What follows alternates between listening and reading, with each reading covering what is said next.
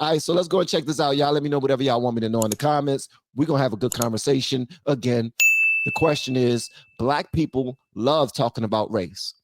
Why is it that white people do not? Feel free to answer in the comments. Let's get it. Black History Month you find ridiculous. Why? You're going to relegate my history to a month? Oh, come on. What do you do with yours? Which month is White History Month? No, come on, tell me. Well, I'm Jewish. Okay, which month is Jewish History Month? There isn't one. Oh, why not? Yeah. Do you want one? No. I don't either. I don't want a Black History Month. Black history is American history. How are we going to get rid of racism? Stop talking about it. I'm going to stop calling you a white man. Yeah.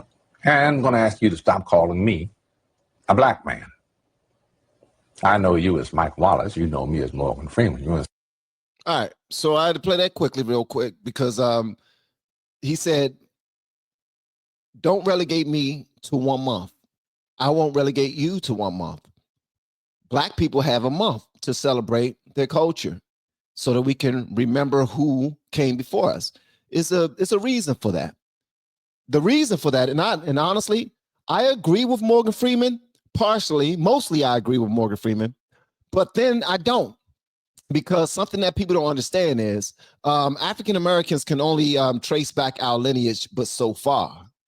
So something that has to happen with all of the dark history of African Americans, we have to be retaught, re-educated on heroes of the past. The first Black person to do this, the first Black person to do that. Those things are important. They are important. You guys may not think so, and then feel free. I don't want y'all to agree. Just because we don't agree on every damn thing, don't make it a good or bad conversation. That's number one. Number two, we should be willing to offend one another as long as we're going to get to an end where we both are satisfied, where we both have an understanding. We have a better understanding about each other's culture. And that's the reason why my daggone channel is doing so well, because I decided to step outside of Black culture and start learning about white culture. I'm going to tell y'all that again. As a Black man, the reason why my YouTube channel is doing so well, the reason why you even know who the hell I am, is because this Black man stepped outside of Black culture and decided to learn a little bit about white culture. What do I mean by that? I started to listen to rock music live in front of you all. I started listening to white comedians live in front of you all. And it wasn't really about the white artists. It wasn't about the white comedians. It was about, what do you find interesting, right? What do you find interesting? And that way, while I'm learning what you find interesting and what means something to you, what's near and dear to your heart, I can now introduce something that I found interesting, that I grew up listening to, I grew up doing. You know what I mean? We have been teaching people how to grow online. It's been absolutely amazing. We have 3 people who have been able to reach monetization in less than 30 days. Growing YouTube channels, some from 0 people. We have one guy who had 2 subscribers before he started working with me. He started helping him. His views went up 4.8 million%. We're super excited. If anybody ever want to grow on YouTube, you reach out to me with the word coach. That's how conversations I had. When you go on trips, when you go on cruises, when you go to the bar with your lady or with your man, and you meet other people outside of your race, and y'all just start clicking and sharing stories, it's a beautiful thing, ain't it? Well, that's exactly what myself and many other content creators have done. We stepped outside of our norm, and we went into a danger zone that we know nothing about. We asked questions. We tried it out. And we was like, whoa, because I'm gonna let you know this right now. In my culture, we was taught that certain genres of music was demonic, like rock music, Like when and they're head banging and all that other stuff. I'm thinking, man, this stuff sounds crazy. I didn't even give it a chance. And I wasn't going to give it a chance if it wasn't for YouTube saying, you know what, if you give it a chance, you're going to meet a whole poop ton of people, have some great conversations, and look at us now. And it wasn't like I went out to YouTube and I said, hey guys, I'm black, you white, let's talk about black and white. No, it don't work that way. You understand what I'm saying? We are complicated creatures. We really are. The only thing I have an issue with is us using our complicated nature against one another.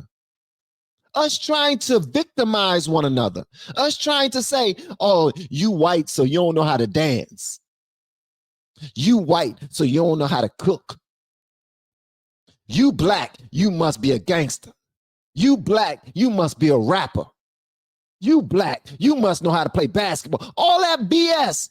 We look at basketball every damn day, and white kids, white basketball players be cooking black players. Luka Doncic came to the league and started cooking all of our black heroes. He's giving LeBron James buckets. He's giving everybody buckets. You can't name a black basketball player that Larry Bird ain't give the business to. That's another person that I learned about on YouTube. I'm trying to tell you, I love basketball. I grew up watching it, but I used to watch Clyde the Glide Drexler with the Portland Trail Blazers, Penny Hardaway. You know what I mean? Michael Jordan. I wasn't really even a Michael Jordan fan. I was more like a Michael Jordan hater. You know what I mean? I didn't even give Larry Bird a chance until I got to YouTube and realized that this dude was like that. He was a cold killer on the basketball court. That's what I learned through YouTube by giving another race of individuals a chance, an opportunity to just have a conversation. Show me what he got. You say Larry Bird is that good? Show me some videos. Let me see for myself. Oh my God, this dude is like that. And I did it with my son. Me and JoJo checked these videos out together. Y'all saw them. Some of y'all saw them. But they were some phenomenal videos, and I would not have checked them out. And they wouldn't have been that interesting if it weren't for two black men checking out an amazing white player. Don't act like this don't play into things. Come on now, you know how it go. Some people said, no, I don't like to discuss it because it just don't matter to me. Well, let me give you this right here. How about this? Politics did not matter to me for decades. Politics did not matter to me for decades. But guess what I'm doing now? I'm playing catch up. I'm figuring out what the Senate is. I'm figuring out what Congress does. I'm figuring out what the executive branch do, the judiciary branch do. The legislative branch do. I'm figuring out what the Supreme Court justices do. I'm figuring out all this stuff late because I did not give a damn about it. I tried to bury my head in the sand and say, well, it don't matter to me. Let me just let them figure it out. But wouldn't you say that that's a huge problem for what's going on today? A lot of people blindly vote for people and just taking all of their lies that they tell us on TV, thinking that they're actually going to do what the hell they say that they're going to do, and we never hold them accountable. And what do? They take advantage of us. So I would equate that to race. They're doing that with race. They're saying that if you're black, you have to vote this way because this is the party for black people. Don't believe the Republicans. They are the party of segregationists. They are the party of the KKK. They are the party of the worst people in the daggone country. That's what they will have you believe. We already know that that's not true.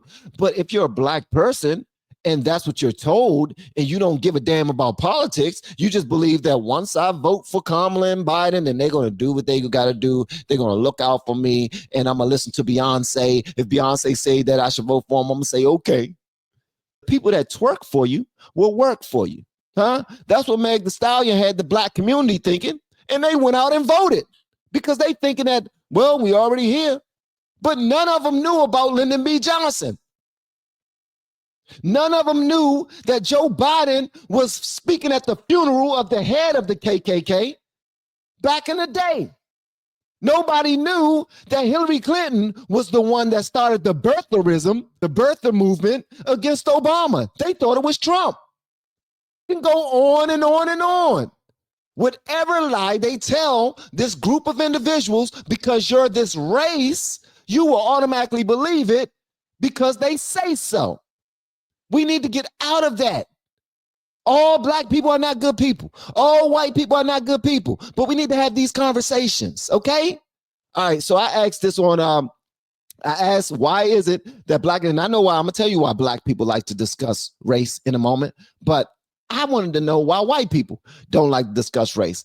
And it actually blew my mind. I love the answers that I received. Got one from Old Man Al says, it's a lose-lose situation. Nothing to discuss. Racism is horribly bad, but a white person attempting to discuss race can be perceived or interpreted poorly. Not worth the risk is what he meant. Not worth the risk.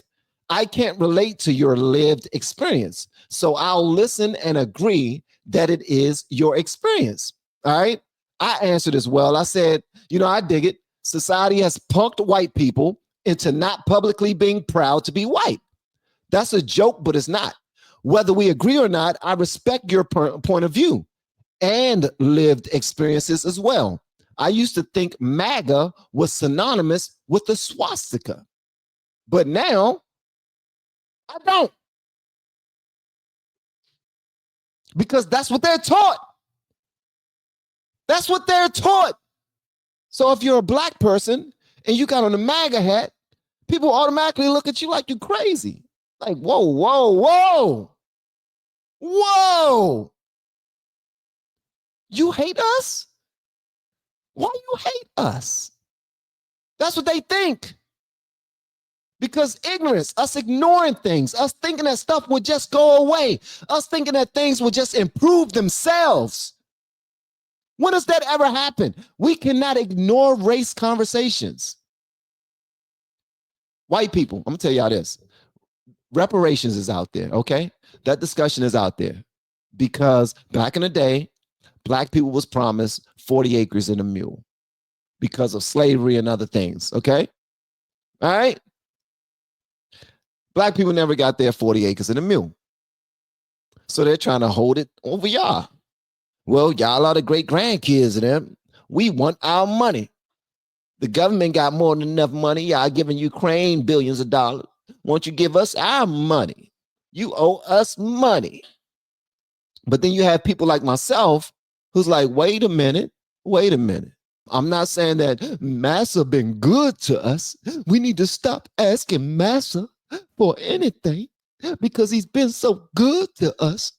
But I am of the thinking that I raise my children to go out there and work their asses off for what they want. So if I raise my children to go out there and work their asses off for what they want, and then I was also their number one influence, them and their mom, me and their mom, their number one influence of us going out there working our asses off to get what we want and need. I expect for them to do the same thing and not want to be bailed out by the government or anybody else. Why? Because in real life, whether you're white, black, Hispanic, Asian, it don't matter. African, Jamaican, it don't matter. No one is coming to save your ass. No one. So for us to constantly beat that drum of reparations, they owe us something. That's the same mentality that has destroyed us as a community. That's the same mentality that Lyndon B. Johnson has been building for the last 300 years. They knew it would work by constantly giving us programs, putting us in the front of the line, saying that you can get in front of the white people. Why? Because you went through so much. You deserve to be in the front of the line. But then when we get in the front of the line and we go to schools where we have to now compete based off of merit, we get exposed and we get our asses kicked out of the institutions. We lose out on great opportunities because we used that whole crutch that they gave us to get to the front of the line. You understand what I'm saying? It's not a good thing to constantly beat that drum that they owe us. They owe us. You don't deserve shit. You didn't go through slavery. Your great-grandparents did. You didn't go through Jim Crow. You understand what I'm saying? Also, I like to put it to y'all like this too. And I'm just keeping it a buck with y'all. Do y'all know why Trump was elected in the first place? Trump was elected in the first place because the Democrats fell in love with dangling a carrot to the black community so much that they completely forgot about the white community. They completely forgot about the white people who needed some assistance. They completely forgot about the veterans who were dying for this country. They completely forgot about them. They acted as if, oh, y'all gonna be all right. Y'all gonna be all right. Y'all got white privilege. Y'all gonna be all right. And that's why Trump was able to win. Because he was like, wait a minute. There are millions of people that are being forgotten who Hillary Clinton called them a basket of deplorables. Like, F them. They don't need no help. They're not black. Screw them. And now you saw what just now happened in 2024. Huh? Sea of red. That's what happens when you completely ignore somebody and they say, you know what? F y'all. We're going to get stronger. We're going to get better. And we're going to come back and take everything. And that's exactly what's happening. So we cannot just ignore these or push these conversations under the rug and act like these concerns don't matter. They do matter. They definitely matter. I know I'm probably getting on some people's nerves, but guess what? I don't care. Let me go ahead and get my preacher towel. Whoo, this what a preacher do when he preaching. Yeah, because the Lord said, touch your neighbor, touch 3 neighbors, and you say, God is good. Touch another neighbor. Nah, that's the wrong neighbor. Touch the neighbor on your left. Slap somebody on your right. Now dance like you never danced before. Nah, it ain't about that. It ain't about that. It's just about us realizing that we got to live in this world together. We got to live in this country together. And although we're discussing race, race doesn't really matter when you look at the grand scheme of things. The person standing to my left and the person standing to my right that's willing to fight with me against evil, I don't give a what color they are. You hear me? I can have a white man to my right with swastikas on his neck. I can have an Asian to my left who hate black people. But if we are fighting against another country that's trying to take us down, bruh, we together. Let's go. Let's go get them. That's how I look at it.